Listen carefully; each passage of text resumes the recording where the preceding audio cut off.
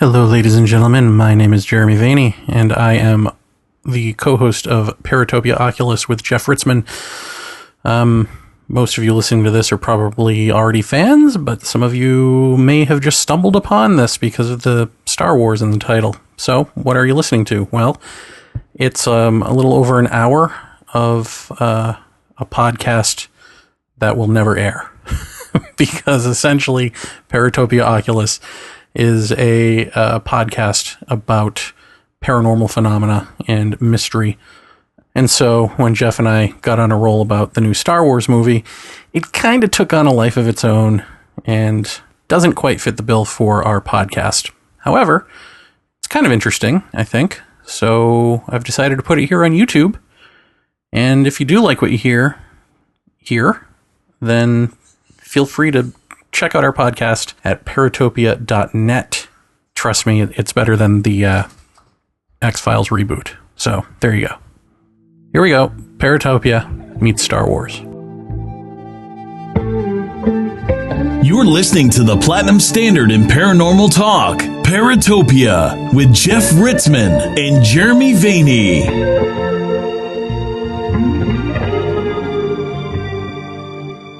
Jeff Ritzmann. And Jeremy Vaeni. How are you, sir?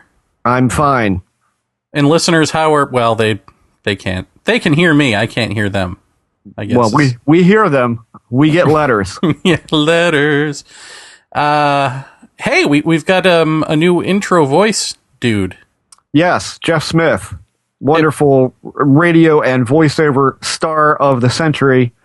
Jeff Smith, a great guy, and he's going to be the voice of the show as far as narration goes, anyway. Because after all, we are the voice of the show. No, yes, right. What you said. So there it is. Well, yes. Thank you, Jeff Smith. It is 2016. This is our first official recorded episode, although we launched episode 5 this year, but we taped it a number of weeks ago. Mm-hmm. So. Happy New Year to you. And same to you. Thank you. And to everybody listening as well. And the probably the best thing that happened in 2015 for everybody. I mean, for me personally, I had a lot of great things. I'm sure Jeff did as well. But I mean, transcendentally, culturally, the greatest gift of all to all of America, Star Wars, Jeff. Star Wars happened. That's right. What a way to wrap 2015. Well, my Christmas was filled with, instead of sleigh bells and jingle bells, it was lightsabers and a death or two. So, there was excellent. Yeah. So, wow. I mean, I don't even know what to say. I don't know how to start this off. How many times have you seen it? Last weekend was 18. Wow. So are you serious? Yeah. At the theater? Or do you have like a bootleg copy? No, I haven't got that yet, but I will. Wow. No, theater, yeah. I've seen it 3 times and I thought I was doing well. I'm sick with it. Have you seen it in 2D and 3D? I've seen it in standard, I've seen it in 70 millimeter, and I saw it in IMAX 3D and regular 3D. My God. But IMAX 3D, I think I've been 5 times to that, the IMAX 3D.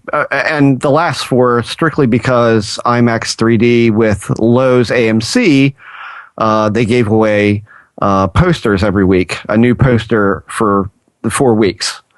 And so I had to get those. And thankfully, my theater didn't hand them out as you exited the theater. They kind of put them on a pile on a desk out there, and by golly, you can bet I took more than one. So 18 times, and before I ask if you've learned anything in all of those 18 times, new each time, did you see the prequels that many times each in the theater? I saw episode 1 like probably 8 or 9. I saw episode 2 only 3 times because I was frankly a little bit spoiled because I got episode 2 before it came into theaters. A friend of mine had a reviewer copy, and he sent me that. He's not a reviewer; he's just a bootlegger.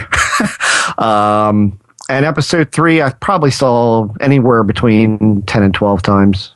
And then again, a lot of that probably from reviewer copies and what have you. So, yeah, I mean, but this one rivaled what I did when they re-released. I think it was A New Hope.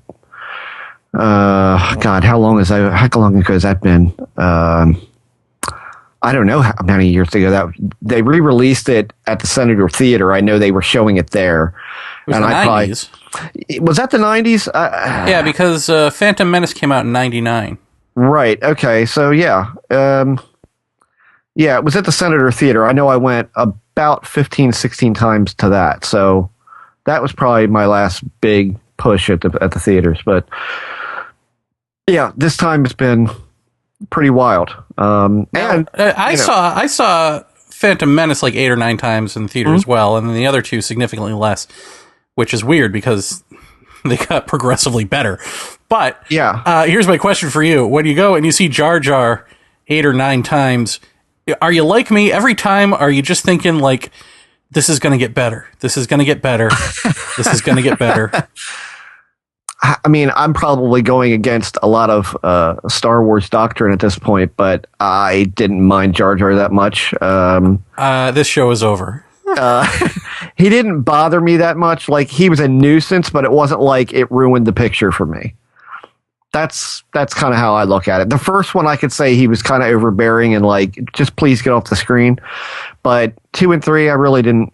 He wasn't that big a player to me in those, so it didn't really bother me that much. Okay.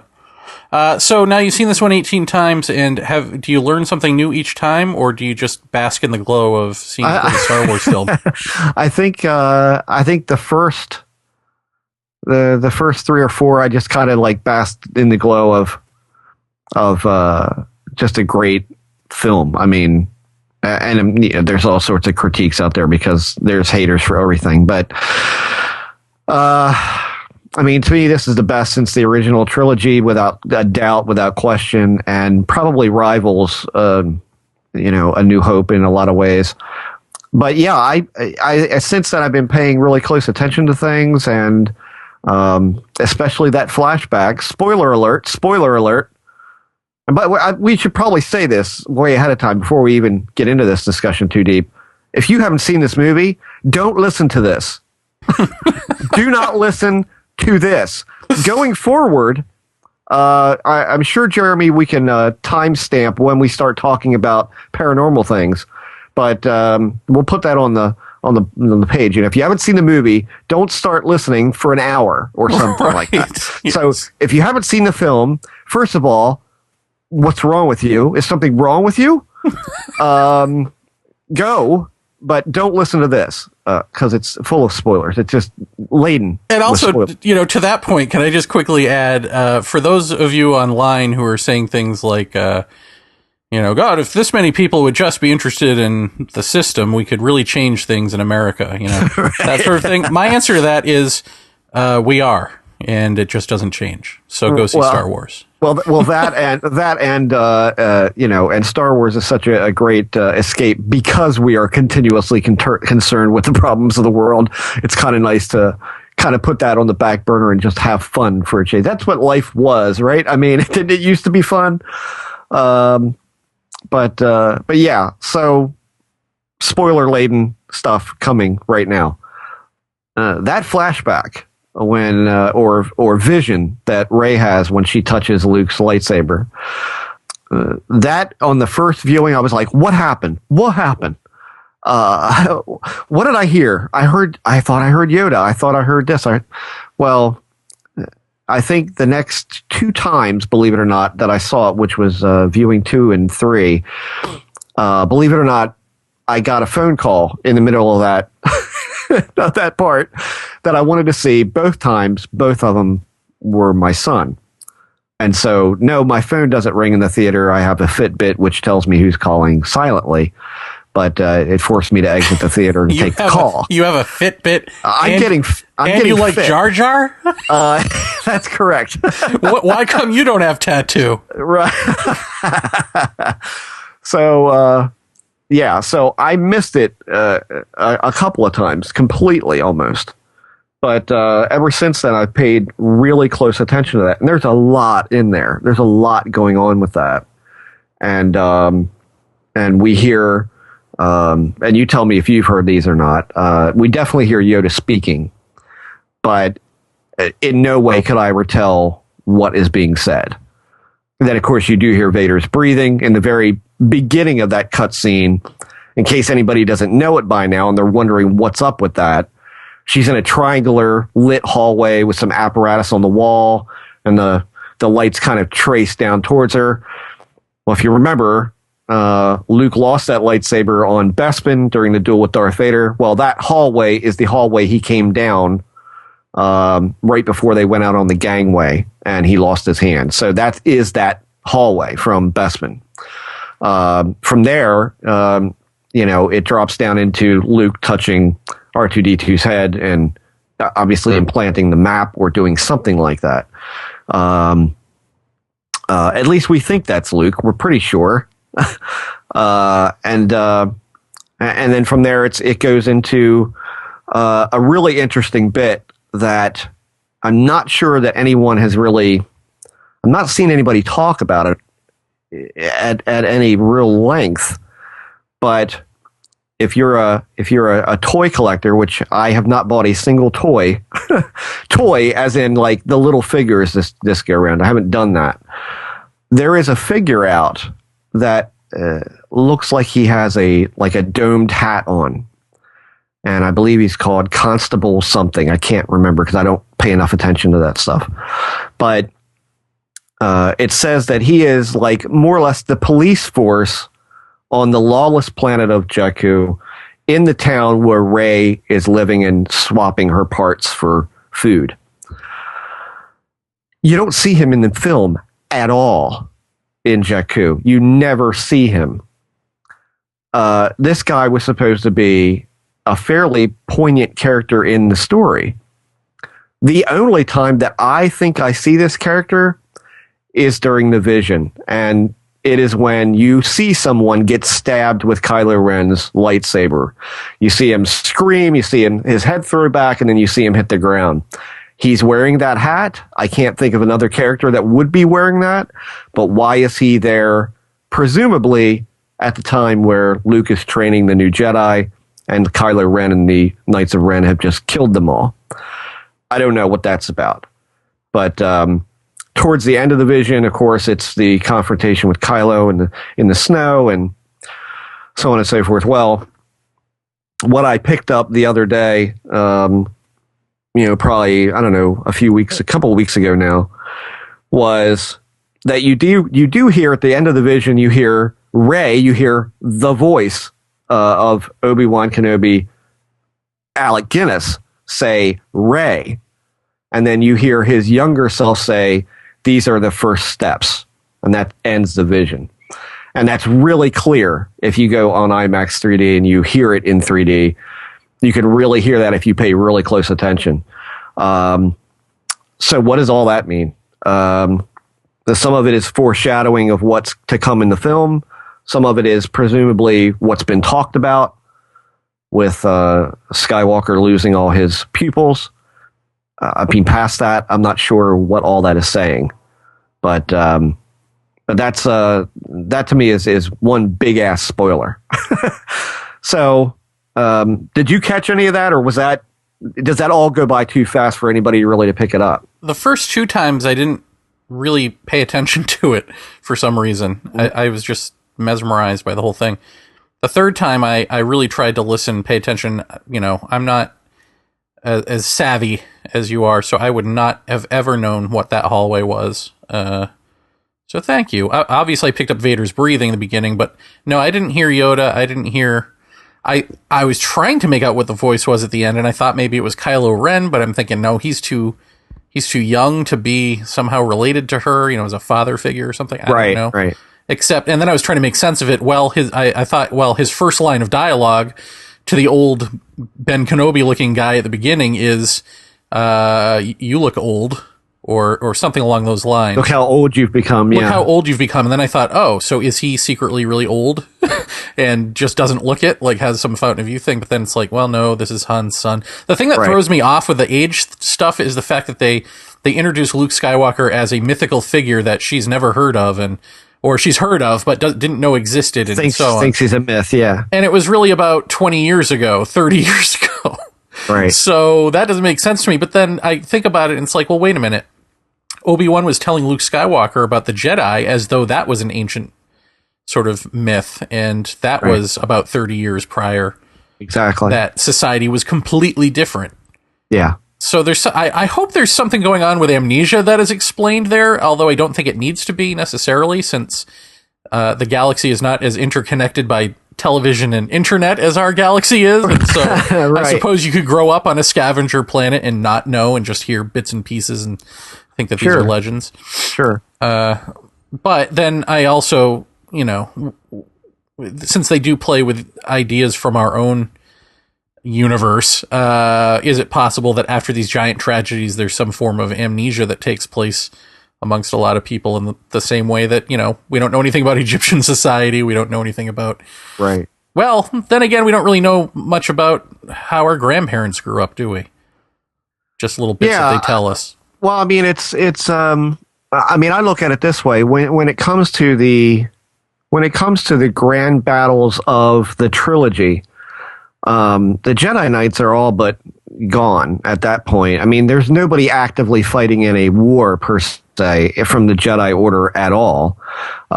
Ben gets kind of roped into it by Luke, or vice versa, however you want to say it. He kind of jumps, into action after years of hermiting right in the desert in Tatooine. So when you would think about what would the general populace of the galaxy know about, I think they're going to know about the Rebel Alliance. They're going to know about the Empire. They're going to know about the Emperor. But how many people outside of military operations knew about Darth Vader? This is, I think, one of the things that's always been lost on people, especially like some of the people I work with and people I went to college with, never really, I would bring this up and they would go, I had no idea. Just like in this movie, Kylo Ren is not part of the First Order military operation, so he's kind of operating as a hand of Snoke. Okay. Vader was very much that kind of person when it came to the Imperial Navy. He was not in the Imperial Navy. He had no military standing at all, but they answered to him. And if you read the books and you check out, I'm talking about the original novels of these movies, they remark in there that a lot of the Imperial Navy officers were resentful of Vader because he was not in the military, yet they had to listen to him because he was the Emperor's right hand. So, when it comes to how many people in the galaxy would know about Darth Vader and how many people would know who he is, if that kind of disperses across as history would remember the Alliance and the Empire and the warring faction that way. How many people knew Luke and Vader were fighting on the second Death Star and Vader died killing the Emperor? I mean, how many people would have known that aside from Luke? No one. Well, that's true. And even in this film, the girl and the turncoat stormtrooper, they both recognize Han Solo as different people. He recognizes Han Solo as the general, and she recognizes him as the scavenger. Right, the smuggler. Yeah, I mean, it's just I think history would. I think they've played it right. I think it would be kind of one of those things that people in the know would probably talk about. People would go, "Nah, really? I mean, come on," And so maybe that's how it becomes a myth, or I thought he was a myth at that point. I think all that can definitely be seen that way. I mean, you're talking about following, as with most stories, you're following the upper tier figures in this battle, and you get a whole, which I think we're going to find out in like Rogue One, the next movie that's coming out. I think you're going to see that there's this whole underlining carriage of soldiers and war heroes, and that's who people are going to know about. That's the people that get publicized for what they've done. Does it worry you that they're thinking of, or going ahead with, I guess now, a young Han Solo movie? Not as long as they cast the guy that I posted about on Facebook today as Han Solo. I'm telling you, if Franco gets it, there's no justice in the world, because he's awful. And he would be awful in that role, as would the guy from the Divergent series, who's also up for it or is in the short list. I mean, these people would just... The guy, if you go to my Facebook page, my Jeff Ritzmann Facebook page, there's a guy on there, I can't remember his name right now, but he was in the movie...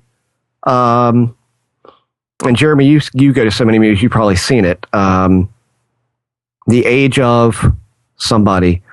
It was about a woman who never aged, and Harrison Ford was in the movie, and Age of Adeline? That sounds right, yeah. Okay, well, there was a man who played Harrison Ford's character as a younger man, and he was brilliantly perfect. All the inflections, the looks, the smile, the crooked nose. I mean, he would be perfect in this role. And if he doesn't get it, there is no justice in this world, because he would be a perfect choice. I would see that movie as many times as I've seen this one. I mean, but if they put some, douchebag star from Apple Pie in it, then I'm out. Well, see, this is the great thing about these movies, that there are no stars in the young cast. There's no huge name, and I thought they did a brilliant job of keeping the big stars away for a good portion of the film. Oh yeah. So that way you get to know these characters and get invested in them. And then you trot out the old timers to go, ooh, yeah, that's right, those guys.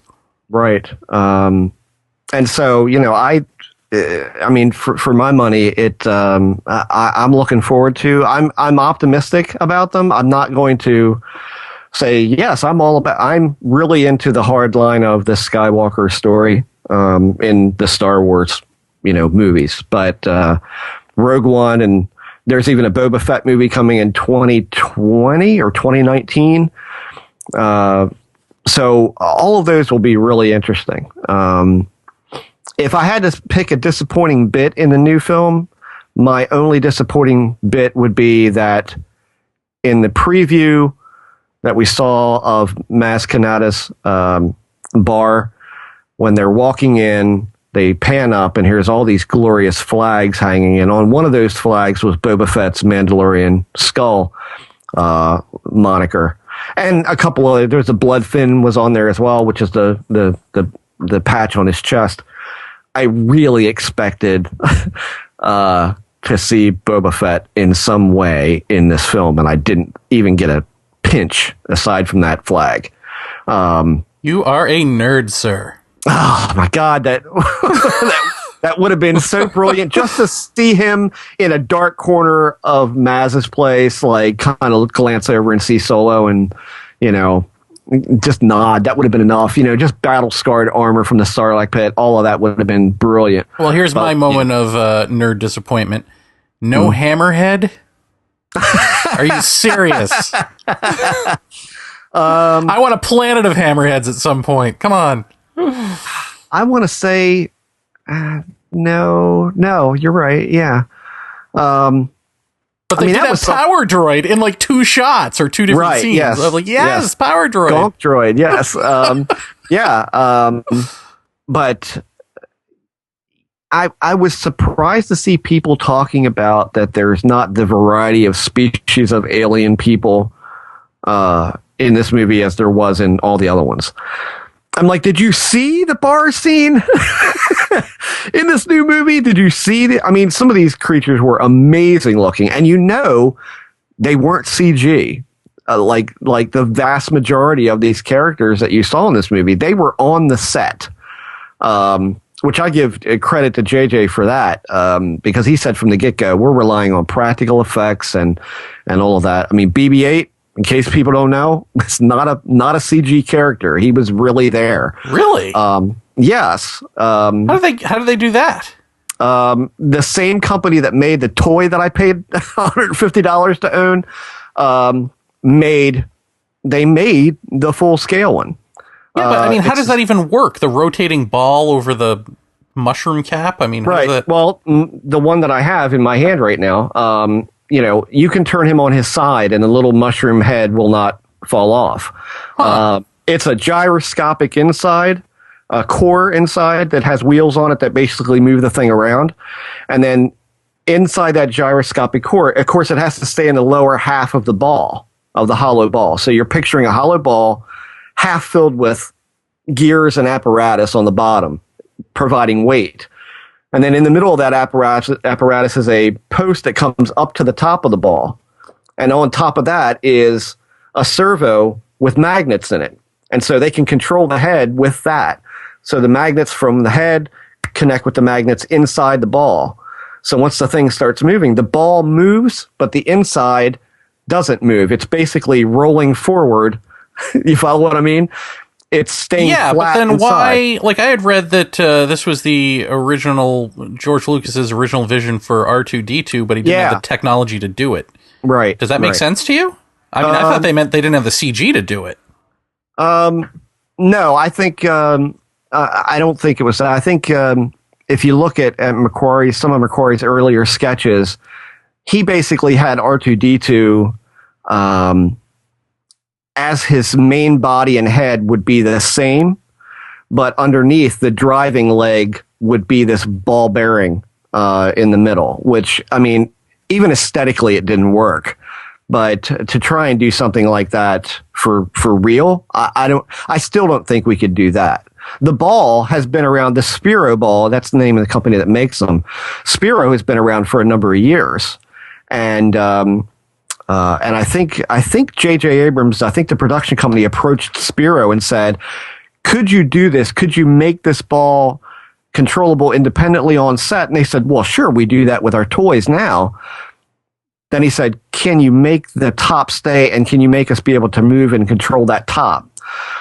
That was the bit. But I'm telling you, my toy, which if you go and you look up Spiro, which I think is spelled Spero. Go to Spiro.com and you'll see video of this thing. And it works identically the same. You run this thing on a hard surface and the head will stay perfectly balanced on the top, or not balanced, but magnetically connected. Its head moves independently of the rest of the body.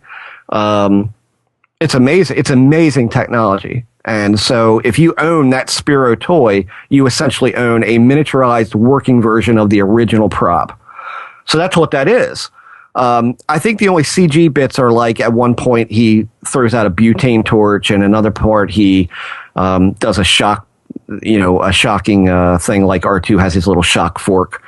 There's something like that. That, of course, is going to be CG or a different model than the running along the ground one. But every time you see him running, like walking with Rey or running across a desert floor or turning and walking with her, that's a real prop on the set. That is not CG. What amazes a lot of people is the scene where Finn is coming in from the desert tundra and comes into town and he's saying, water, I need water. And then he sees a trough with this massive beast kind of like slurping water out of this trough. That beast is not CGI. That was on the set. What? Yes, that was on the set. I've seen the puppet of that. Again, look all this stuff up on the net. You'll see they're on set with this thing. And a lot of it you can tell. It's just got a more, I hate to say it because I work in CG, but I think practical effects has a lot more to offer than CG does for the actor benefit alone. I think trying to act at a styrofoam ball painted green is a lot harder for an actor to do, and it also there's a lot of eye targeting problems with that. When you've got the time and the money and the inclination to do practical effects, that to me is what made this film like the original trilogy. It did not rely so heavily on CGI. And it had tons of Brits. See, I think if you go back to the original trilogy, you'll see that there weren't a lot of creatures. I mean, there were a lot of cut scenes where things would pop up out of the desert or whatever, that sort of thing. But there weren't a lot of aliens. It was a lot of British people. Right. Yeah. Yeah. So, oh, yeah. Yeah. Yeah. And this is a continuation of those three films. Yes. I mean, it's a continuation of all, the 9, I guess it's going to be. But I mean, it's picking up where that part of it left off. And so... Right. It makes sense that that's what you're left with after Jedi. Right. Yeah. Yeah. But I think he made the really brilliant decision of blowing up the Federation. So now Jar Jar world is gone. All of those worlds of CG creatures are destroyed, presumably, right? Well, I mean, that was that's another thing that people who've gone to me, like I've gone with a couple of people who have never. Really have never seen Star Wars up until a couple of months ago, and a couple of them I had lent the DVDs to so they could watch it so we could then go see it. And, a couple of people said, "Oh my God, they destroyed Coruscant." And I was like, no, that's not Coruscant. That's a separate solar system. It is? I thought that was the Federation. No, that's the new seat of the Senate. So the new seat of the Senate is not on Coruscant. It's that is a different system than the systems that we saw before. We never saw Tatooine, but we saw Jakku. We never saw Coruscant, but we saw this other planet. I can't remember right off the top of my head. I should be able to remember this, but I can't. What the star system is that gets obliterated, but it's not the one that contains like Naboo and Coruscant and never mind then. So that's not that. At least as near as I've been able to determine, because I'm a nerd about weapons and people and and vehicles and all that, but I'm not so much hip on the geography of the different universes and galaxies that are traversing this. I remember saying to somebody, I've never heard them talk about blank system before, and when I looked it up, it said that it was not a solar system that we've heard of before. So apparently, after the Imperial or the Empire fell, apparently some other core worlds were then populated by non-affiliated people with the Imperial forces. So that's apparently how that went. So the seat of the Senate, what you saw, that was not the big Senate that you saw in the prequels, as near as I've been able to tell. With the ETs, will they be making an appearance? I hope Does not. ET now become canon to the Star Wars films? It might, yeah. It might. That's a shame, isn't it? So what do you make of Snoke? You had posted the picture on Facebook of him looking similar to Vader when they took off the mask. Yeah. What do you make of that? I don't know.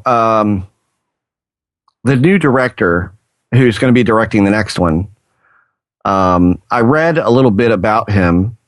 Do you know his name? Do you remember his name? No. And is J.J. Abrams writing it with Kasdan again? I believe so, but I'm not sure. I know Kasdan is involved in it.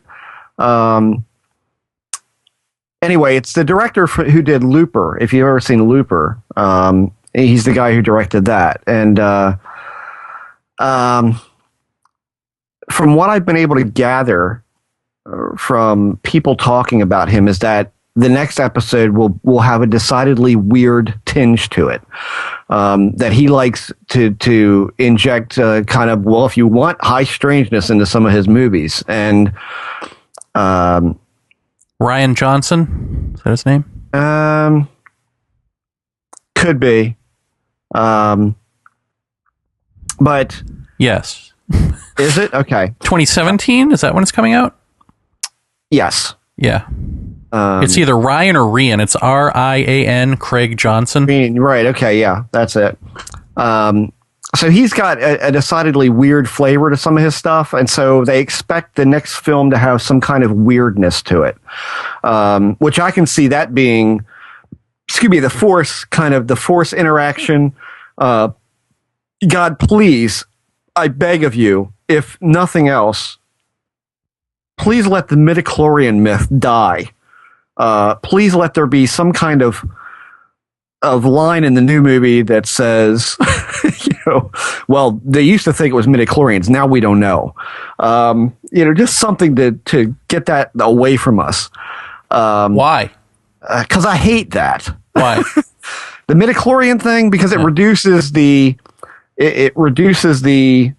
Force to biology, and every time I think of that scene, I think of George Hansen when I said something about psychedelics and paranormal experiences. He said, no, I think that reduces the whole phenomena to a biology. And I was like, yes, that's true. I don't know if you saw my JV post, Jeff. No. Yes, but I did a little post about the Star Wars. And one of the things that I posed in there is that what the magic of J.J. Abrams from Lost to this is his interplay between mysticism and the mechanical. And so in the first three films, George Lucas presents us the Force as the mystical, and then the next three the prequels, he presents them as the mechanical, like you're saying, it's midichlorians. Yeah. And so I think J.J. Abrams has the opportunity here to merge the two so that the midichlorians are what I suspect they are, which is they're a physical anchor point of a mystical thing. They're formed for the formless. And so that's what it is anyway. Yeah, but the sad thing is, if you're in this bloodline of people who have high midichlorian counts, essentially you're going to be roped into this destiny of being a either super good guy or super evil person, right? And playing on the chessboard of the Force, right? Which is kind of sad when you think about it. But I really think that they're consciously going that way, which is why Han Solo has that little line about, well, we've seen this all before, it's not a big deal. It's a little bigger. Just go in, find the weak spot, blow it up, Right. It's at that point, he's the audience's point of view because, we've all seen this before. So to me, that's the point. It's not like he's like a Hollywood hack doing the same movie over and over again, like so many people do. It's like, no, the thing that it's about reincarnation, but not reincarnation of people, reincarnation of this good and evil thing playing over and over again. And the worst thing that can ever happen is to have something that blows up planets. So that's always going to be invented, but it can't really ever work. So the inventors are going to have a blind spot in their defense so that the good guys can win, so that there's balance. It's just like, it's kind of sad in a way that we're just like mired to this. And really if they were going to like consciously actually tackle this as an issue, then the thing to do to change that would be to have the variable not be the person who changes from good to evil or evil to good, but who sits it out. Right.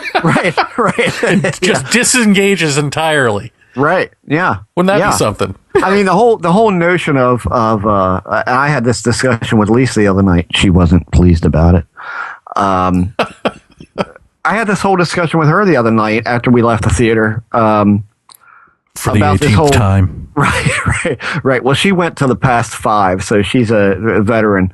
About this notion of the balance thing, like you go all the way back to episode 1 when the Jedi are in their prime, right? So they are basically the sheriff's department. They are, these Zen warriors who sit on a big council and advise the Senate on what's the most peaceful way to interact. They handle problems, disputes, this, that, and the other. Everything is going perfect, right? And then along comes Qui-Gon Jinn, the guy who has single-handedly effed up the entire galaxy from that point on. I mean, this is a guy who brought Anakin in to be trained at an age where he probably shouldn't have been, because he believed that he was the one who would, quote, bring balance to the Force. I'm sorry, if your side is the one in control, it's balanced. That's like you and I being the only people in ufology going, yeah, we really need a David Jacobs to bring balance to this. Okay, so it just that never made any sense to me until it happened.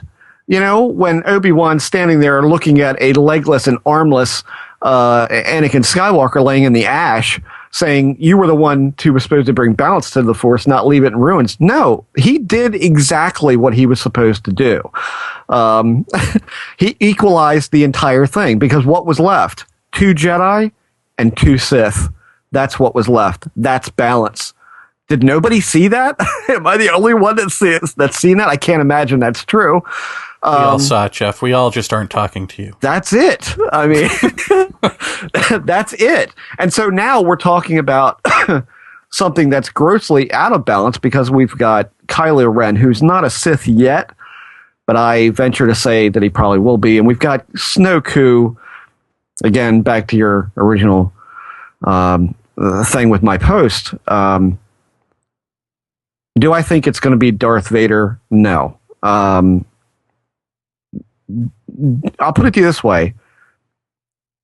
I know for a fact that there are several people at Lucasfilm, and all they do is manage continuity. This is all they do. This is their life's purpose in the film business, is to make sure that the contiguous earmarks of the film stay contiguous, stay standardized. And so why in the world would you have 2 characters, both of them perpetually evil? And why would you have them both have identical scarring on the head, identical scarring on the cheek, the same side, the same slant, and the same positioning? That makes no sense to me. Plus, now add the fact that, wow, Snoke looks to be oddly burned. His skin appears to be burned from what we can tell through the hologram. He looks like he's been lit to ash. Could we be seeing a guy who is basically, it's Vader's corpse being assumed by some Sith that's been long gone? I mean, this is a question that people have asked is, you know, we know there are Jedi who are now in some kind of ghostly form. Well, can't Sith do that too? Is that impossible? And then what happens with that? Can they possess a body? Is that possible? And here's the other question that you need to ask yourself is, and I haven't read the book yet, this may be answered in there, how did Kylo Ren get the helmet of Darth Vader?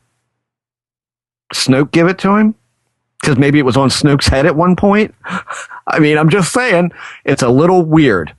And so going from the standpoint that this newer director is going to inject some weirdness, could that be the weirdness that we had to look forward to? Well, that would make sense. Like, why would he even talk with Snoke in the first place unless he was right. Like, here's your grandfather's helmet. I was friends with him. Right. Or whatever. And then why is Snoke a CG character when like no one else is? So there's got to be some reason for that. Because he is so badly damaged. I mean, he just looks like put through the ringer 6 ways from Sunday. Forget the scarring.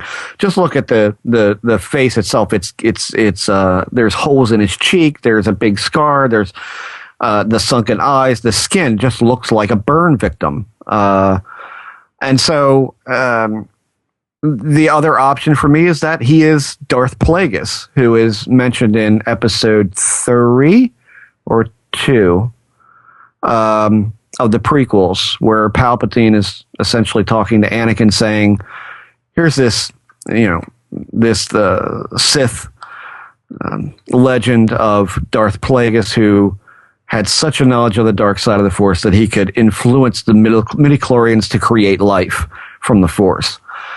And so, to me, that always hinted that Palpatine was somehow, or Plagueis was somehow responsible for Anakin being there at all. I don't think we know that for sure yet.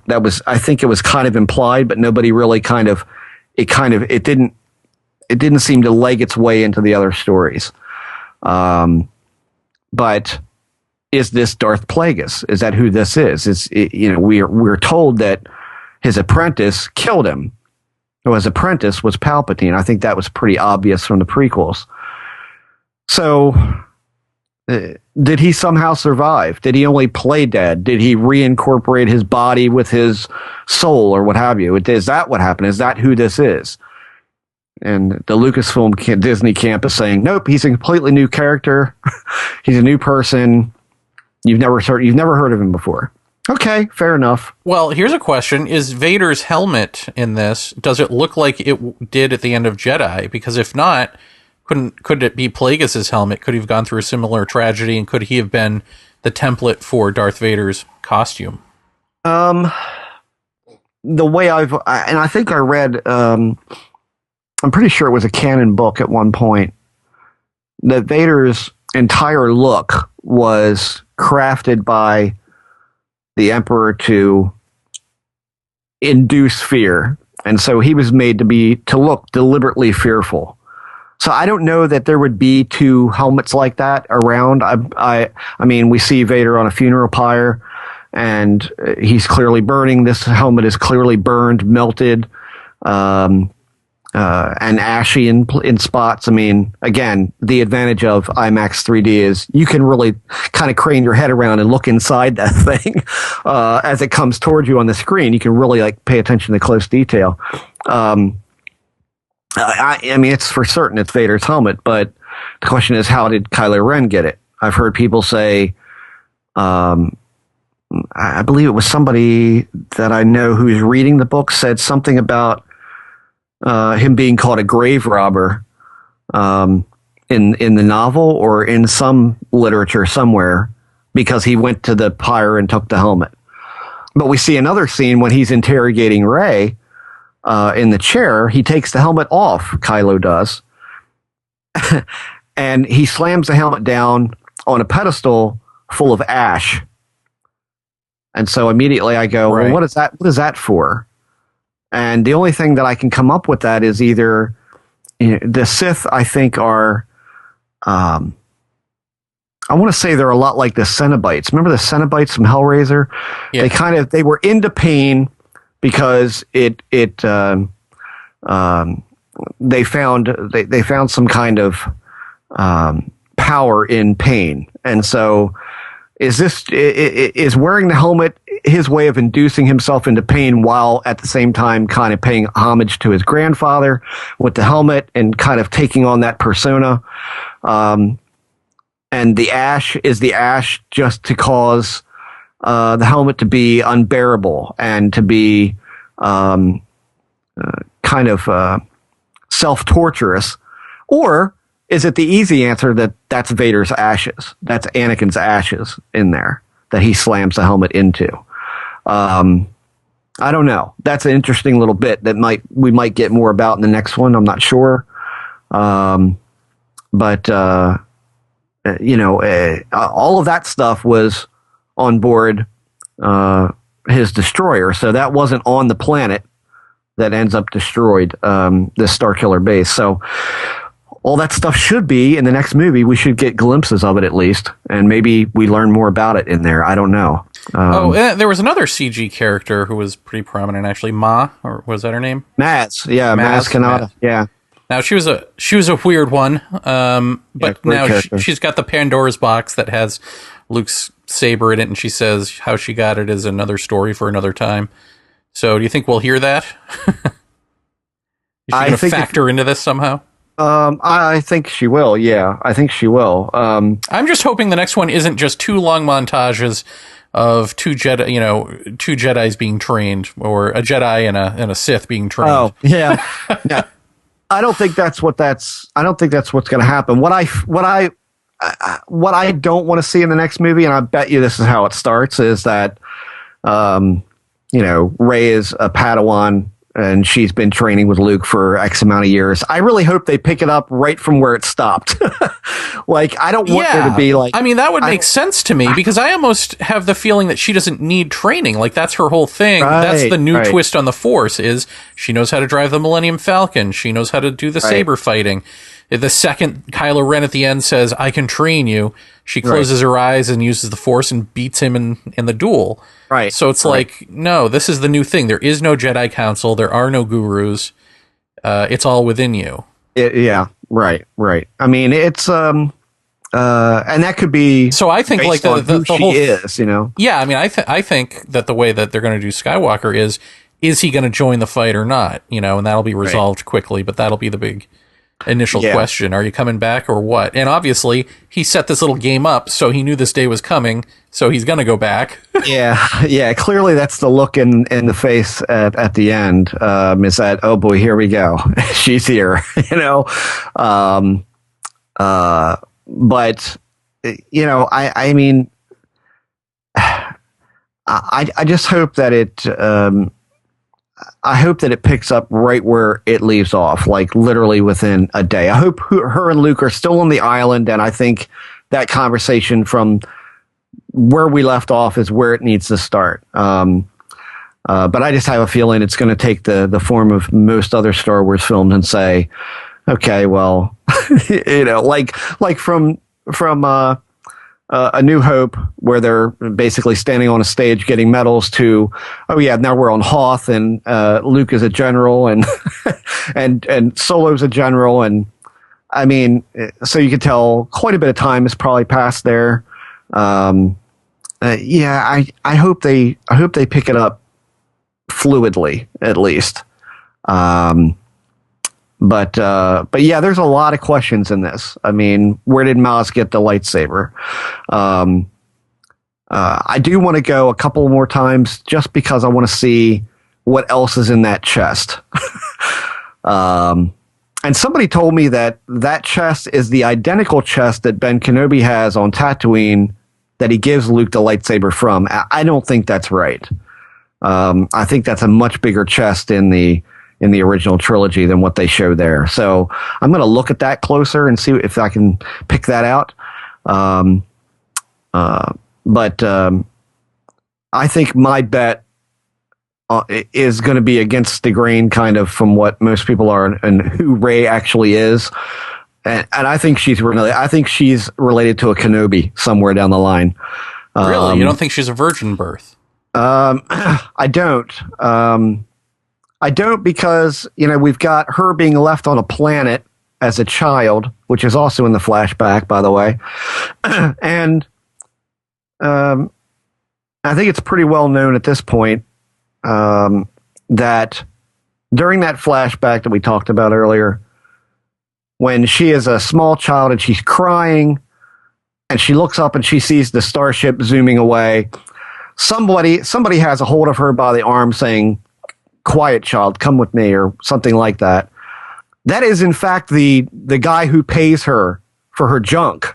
That's who that is, who has her by the arm. There's no question about it. No question about it. It's definitely him. And trust me, I've seen it enough times to know it's definitely him. Why was she left with him? Who is he? That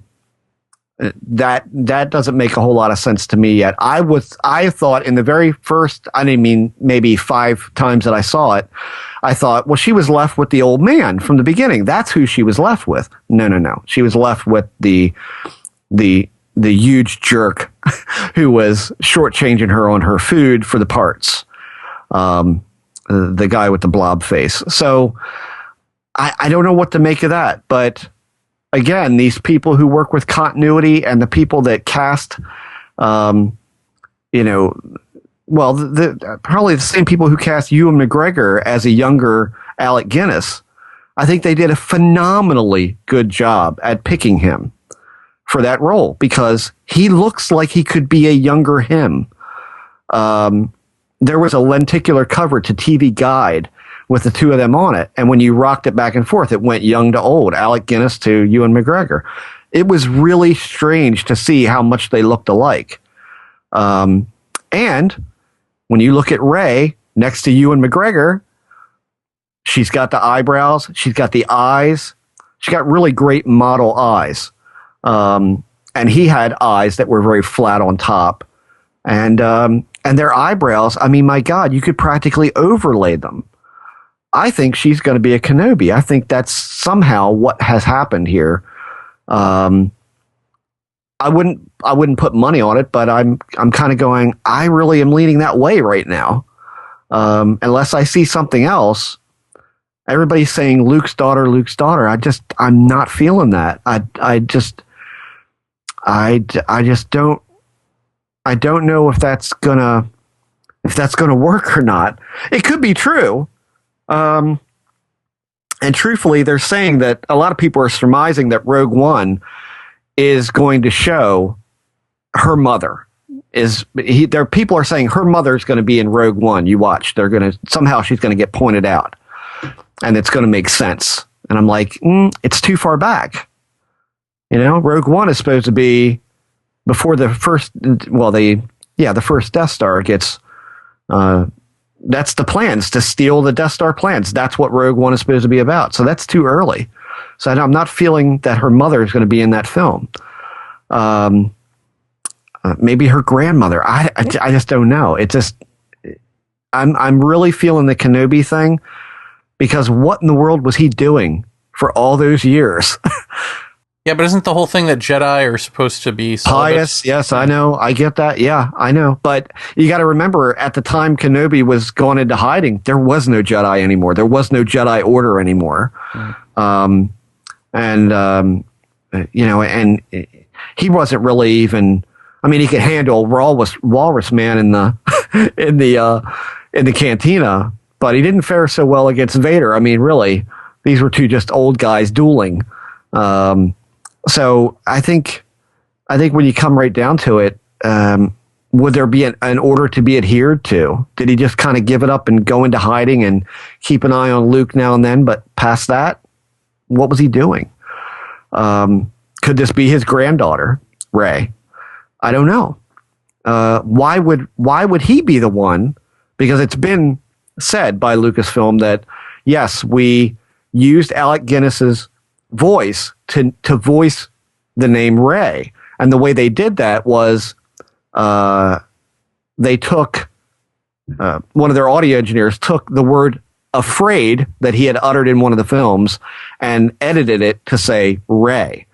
And so that is his voice. And why does the younger version of him say these are the first steps? Why is he even involved in this? Unless he's connected somehow to this girl. I don't know. So you're saying he had sex with Yoda, because Yoda's also. I don't know.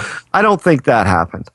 You need Yoda. And then he's climbing all over your back. Right. Yeah. No, I don't think that's what happened. But yeah, it's and do we want to bring up the part that had me bummed out for over a week that we lost Han Solo? Oh yeah. I mean, brutal. Just brutal. I know it had to happen. I knew it was coming. I wasn't surprised because, I didn't read any spoilers, by the way. But, which reminds me of a funny story after I get through this bit. When he walked out on that gangplank, or that, the walkway that's above a huge chasm, but with no hand railing. When he walked out there, Lisa leans over to me the very first time we saw it, and she goes, "This isn't going to end well, is it?" And I said, "I don't think so." And sure enough, you get this dialogue between the two of them about, he calls him Ben, which is his real name. Kylo's real name is Ben Solo. And they have a dialogue in which Kylo basically says, I have this struggle within inside of me, and you see him struggling in the film beforehand about, being seduced by the light. Somehow he's got it backwards that the light is going to seduce him. And you see this struggle, and Leia says that she can feel the struggle with him. and he says to his father, I know what I have to do, but I'm not sure I have the strength to do it. Will you help me? And Han says yes, and he hands over the lightsaber. Han's hand is on it, and then the room darkens, and Kylo's face gets very red, and the next thing you know, Han has a lightsaber poking out of his back, and he says thank you. Han touches his face, in a loving way, and drops into oblivion. Just brutal. I mean, just brutal. And Cody was sitting two seats over from me the first time we saw it, and and when Chewbacca takes a shot at Ben Solo's midsection, Cody, who loves the bad guys, and I love the bad guys, says, "Yeah, get him." Kylo Ren is not Darth Vader. No, he's got affluenza. First of all, well, is he a part robot? Like when he's banging on his chest later, and I know it's because he's been shot, but it sounds hollow or something. No, not as far as I know. It's just some sort of armor that he's banging on. Yeah, I mean, probably it's. He's basically beating his side to get it to stop hurting. He's trying to, compensate for the pain, kind of like when you get a tooth pulled and you pinch yourself so you don't feel the pain in your mouth so much. It's just distracting the pain away from where he's been shot. But it's very much like I said on a Facebook post on a Star Wars group that I belong to. And I've never had any Facebook post that I've ever made get more than 30 or 40 likes. This one got like 700 likes. And I said, after watching this movie this much, I get a real sense of one thing, is that in the original trilogy, you had Darth Vader or you had Anakin Skywalker, and it was very hard in the end to hate Darth Vader. He was definitely a villain. He was definitely a bad guy, but it was very hard to dislike him. It is very easy to hate Kylo Ren, and not just because he killed Han Solo, not just because of that. He's just an infinitely easy to despise character, and that to me is a perfect villain. I mean, that's what you want. I walked out of that place. I mean, in case people don't know, I own a full Vader suit, like movie quality suit, and that I've worn to children's hospitals, to conventions, to anything else. I mean, and Cody my son was building Kylo Ren's suit, and still is. He's still in the process of doing it. It's a very complicated suit. And I said to him, do you still want to do this? Do you still want to invest the money in building this outfit? And he's like, yeah, but it's tough, and it is. It is very tough.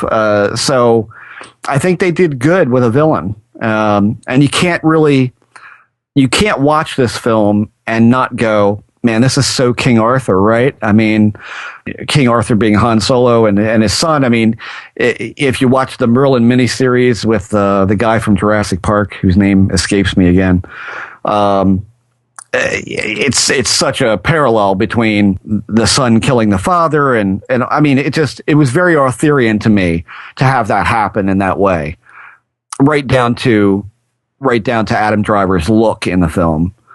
Which, to me, I mean, I got to say, shaving off the douche beard really does a lot for him. He's not a good-looking guy. I mean, this is what my sister told me too. She's like, you have no idea. Guy. He's a horrible-looking guy in real life. He's shabby and yada yada. And as soon as they reveal his face, like all the tweens swoon in the audience. Well, I still don't think he's a good-looking man. I think that it does volumes to remove him from the notion that I'm watching this man in a Star Wars movie, and I just saw him 2 weeks ago on HBO,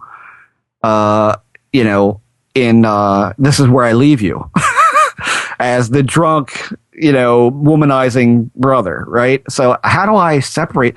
When he took that helmet off, I'm like, wow, you don't look like that guy. That's good. I like that. But he is... like wicked temper. I mean, he destroys stuff and in these rages that he has. And I think he played a really good part. I think he did it. He did the part fantastically well. And now I understand pretty much why he didn't do a lot of smiling in interviews. If you notice, before the film came out, he's like, "These people are going to hate me," you know. And I thought, I thought everybody acting wise was very good. Yeah. You know, I thought that, with Star Wars movies, the girl at work that I lent the 3 films to, I said, be aware, these are great films, but there is a lot of stinted dialogue. There's a lot of things like you could write, but you don't want to say. Like, it sounds very stammery and fakey. And I said, there are parts where you're going to go, oh, come on, just bear with it, get through it. There's still great dialogue in these movies. Well, this one, to me, had none. I can't think of a part in this movie where I said, oh, that just sounds like typical Lucas dialogue, I didn't find that in this movie, which I was really glad about. I just had one line, which was the old junk dealer going, "That's mine!" yeah, waving his arms at the sky as the Millennium Falcon's shooting off. Yeah. Yeah. Gross. But hey, we should wrap this up. But we have not mentioned much about Stormtrooper Turncoat. I can't remember his name. Finn. Yeah. Finn. So Finn. FN 2187. Yes. Now, I think Finn is going to be the downfall of Kylo Ren, simply because Kylo Ren let him go in the beginning, probably because he had that moment of looking at this Stormtrooper not doing his job of killing people, having regret, and probably related to him. And let him live for a brief moment. And as soon as it came to light that he was trying to escape, he knew exactly who they were talking about. Right. They were like, the stormtrooper is trying to, he's like, oh, you mean trooper number blah, blah, blah, blah. Yeah, 2187, yeah. So I think that's going to come back to bite him. But what do you make of him? He's not quite a Jedi. He's basically Han Solo in a sense. Yeah, I think that's really where that's going to be. I mean, people have said that, and this is just something to keep in the back of your head. In the beginning of the film, when Finn doesn't shoot the villagers when he's ordered to, he gets on the landing craft, he goes back up to the main ship, he falls out of formation, he goes into a landing craft. In the back of the landing craft, he takes his helmet off and he's panting and he's sweating. Excuse me, he's scared to death. He knows that he's made a terrible mistake, or he hasn't fired all these people. He's disobeyed a direct order. He's in so much trouble.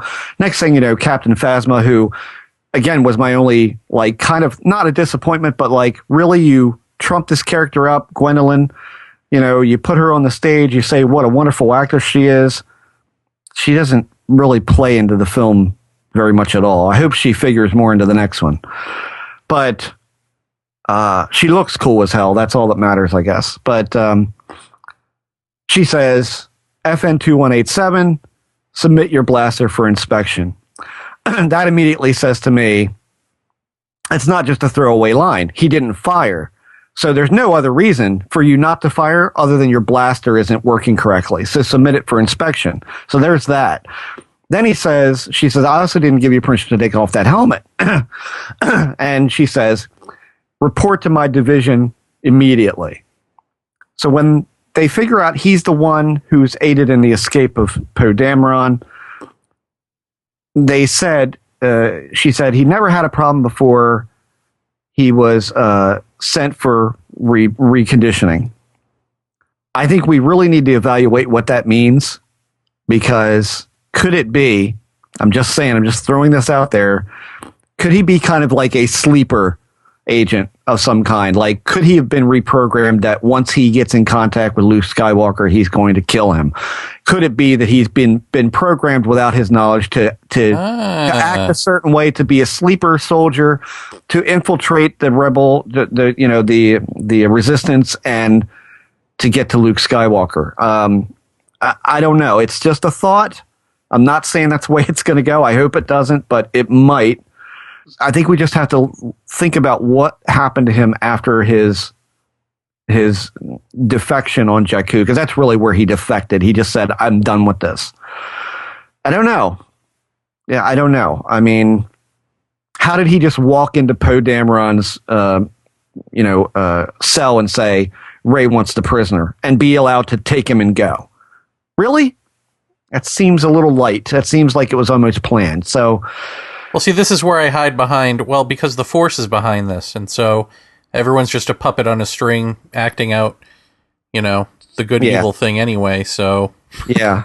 I don't know. Blind spots, all. But by and large, I think you're right. I think he could be, the guy who's not the Force sensitive, but fights alongside her. And, I don't think it's going to be a love interest thing, but I think it's going to be like brother and sister or best friends type of relationship that's going to happen with them. Like Han and Luke, they weren't brothers, but they were brothers in arms of sorts. I think it's going to be that kind of relationship there.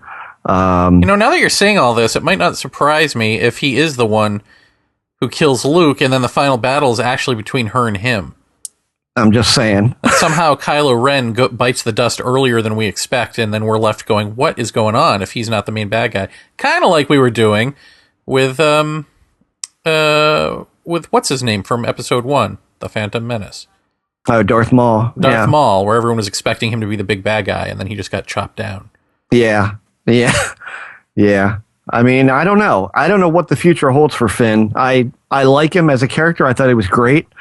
And by the way, I think the funny bits in this movie were really great. Like really great. Like from the get-go, the opening scene, they capture Poe Dameron, they throw him down on his knees in front of Kylo Ren. Kylo Ren bends down, gets right in his face, and there's this silence. And Poe says, how's this work? Do you talk first? Do I talk first? What? Right. He says, it's kind of hard to, understand you through all the apparatus, and they jerk him up and throw him on the ship. I mean, it's just bits like that just really helped to make these characters a lot more likable. You instantly like them, I think they really did good by putting those bits in there. I thought Harrison Ford was brilliant, and Carrie Fisher. I think as soon as he had his conversation with Leia, mm-hmm. and she said, "Go get our son" or whatever, that was when I knew he was going to die. Because then it clicked in my head. Oh yeah, he's had a lot of screen time in this film. I wonder if it's because he's going to die. This is his swan song. Yeah. Well, I think. Lisa doesn't agree with me, but I think that when he's hugging Leia goodbye, I think he knows that if he sees his son, he's going to confront his son, and he's probably going to die. I think he knows what's going to happen. Because I realized that Leia said, Luke was a Jedi. Luke was a Jedi. You're his father. I don't think that held a lot of weight with him. I think he thought from the get-go, our son is lost. He's never coming back, and that's it. She is the one who was like adamant, like, no, you can get him back. You can do this. And I think if you look at his face when he's hugging her goodbye, he looks like this is not going to end well for me. I don't know what's going to happen. But I think he thought from the get-go, one of us is going to die if we meet up. That's what's going to happen. And here's my funny story for the movie. Really short. The last time I went to see it was this past Sunday. The final poster came out, so I got them all. I'm sitting in the theater, and I get this idea because I remember that it's in IMAX 3D. And I remember that the sound is kind of all over the place. I'm like, this could be fun. There's not a lot of people in here. So when the Kylo Ren Han Solo moment comes up, Kylo's in the middle of the stanchioned bridge. And Han comes running up to the entrance, and he yells in the most loud voice he can, "Ben!" at the top of his lungs. I screamed, "Ben!" at the very same moment. At the very same moment, I went, "Ben!" on top of my lungs. The two people in front of me turned around. I was like, wow, this speaker system is amazing. Did you hear that? And they're like, wow. Oh, so I'll have to do that again sometime, but that was a lot of fun. Very good. Well, that should be the end, but I just had one more quick thing, an outlier that they could play with is that Leia also has the Force within her, yes? Yeah. So they could be doing something with that at some point. They might, yeah. I mean, they haven't really used her at all, Carrie Fisher. No, not in that capacity. I mean, it's I think like the literature wise, if you take any of that into into consideration with this, they always say she just hasn't pursued it. She's been too busy with other things, leading the resistance and the rebellion, to pursue it. She just hasn't pursued it. So, but yet we know from this film that she's got some connection in it. She knows the second that Han Solo is killed, she knows that her son did it. She knows that, that her son has good in him still, and you see that he does. He says it to Darth Vader's mask. He says, "I feel the pull again to the light. I need you to show me the darkness." I just want to point out that some of the cast has already been announced for the next movie. Hayden Christensen is on the list. So are we going to see... Did they pay his bail? I don't know.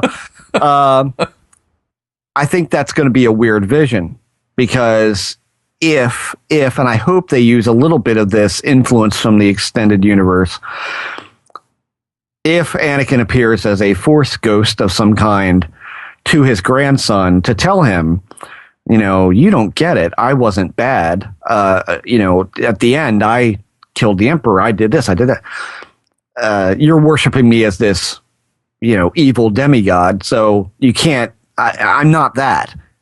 That conversation has to happen somehow. Somebody's got to tell Kylo Ren, you don't get it. If Anakin appears as a Force ghost of some kind, I hope that it flashes back and forth between Vader and Anakin. I hope that they do that. That happened in the extended universe in some way. I think a comic book or something. He was kind of flashing between Vader and himself. But it was still Anakin talking. It was like the visage of Darth Vader carried over into the ether. Even though he was still a good guy. Is that going to happen? I don't know. I don't know what other reason Hayden Christensen could be called for. So who knows? And also, and Harrison Ford is also included in that roster. So there will be flashbacks of some kind, or the unthinkable happened and he's the only man to survive a direct stab through the heart with a lightsaber and a cosmic fall into a paracord. So I'm just saying, I don't know what's going on there. Very good.